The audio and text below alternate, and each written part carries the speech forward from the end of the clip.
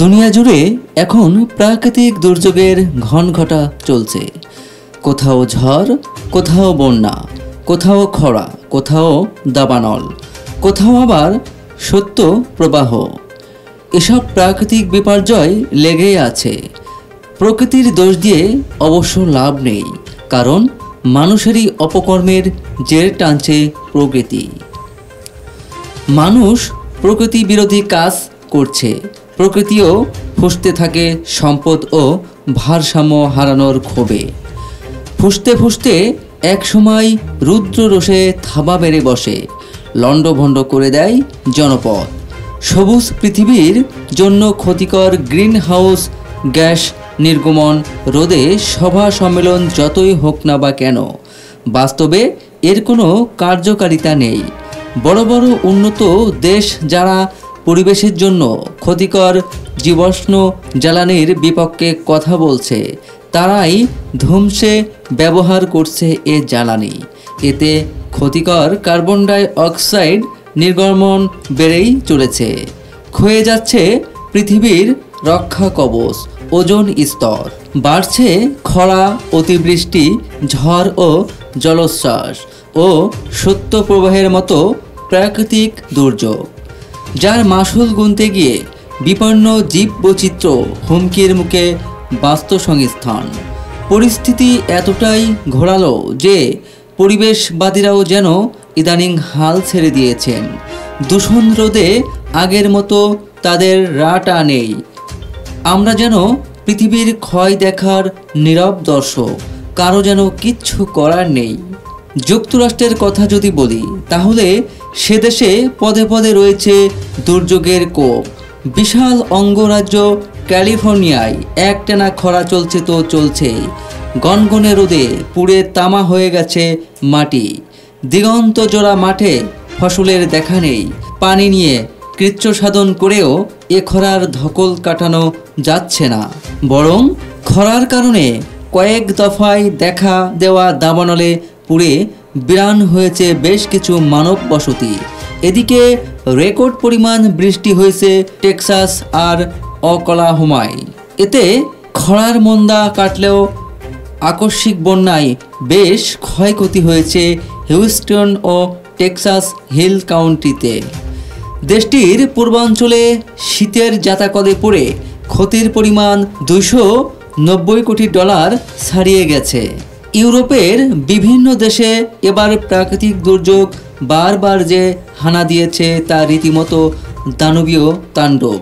এ মাসের অক্টোবর প্রথম দিকে ফ্রান্সের দক্ষিণ পূর্বাঞ্চলে ঝড় আর বন্যায় 17 জনের প্রাণহানি ঘটে।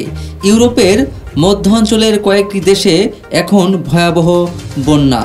অতিবৃষ্টিতে দানিউব নদের পানি ফুঁসে উঠে তীরবর্তী দেশগুলোর বিস্তীর্ণ এলাকা ভাসিয়ে দিয়েছে।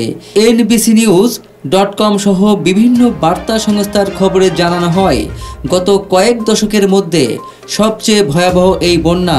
ইউরোপে বন্যার কারণে প্রাণহানি ইতিমধ্যে 100 জন ছাড়িয়ে গেছে প্রায়।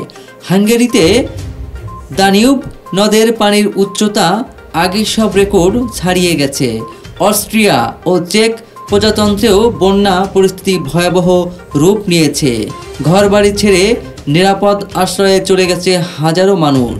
এশিয়ার প্রশান্ত মহাসাগরীয় এলাকায় এবছর বেশ কয়েকবার সামুদ্রিক ঝড় ও আকস্মিক বন্যা সীমাহীন দুর্ভোগ বয়ে আনে। এ মাসের তৃতীয় সপ্তাহে ফিলিপাইনে কোপ্পু নামের টাইফুনটি আঘাত হানে। এতে খুব বেশি প্রাণহানি না ঘটলেও ব্যাপক বন্যা দেখা দেয়। এর জের এখনও টানছে দেশটি।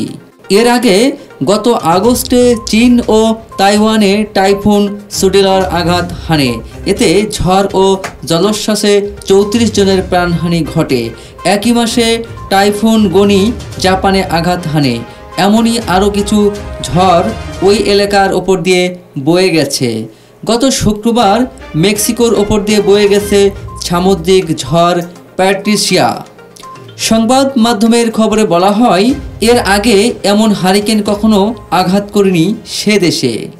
একেবারে কম ছিল না। ইন্দোনেশিয়ায় কৃষি জমি তৈরির জন্য বিশাল এলাকা জুড়ে বনজঙ্গল সাফ করে গাছ পোড়ানো হচ্ছে। এতে বিপুল পরিমাণ গ্রিনহাউস গ্যাস বায়ুমণ্ডলে ছড়াচ্ছে। মাস দুয়েক ধরে মানব সৃষ্ট এই দুর্যোগে দক্ষিণ ও পূর্ব এশিয়ার কয়েকটি দেশে এখন ধোঁয়াশা বিরাজ করছে।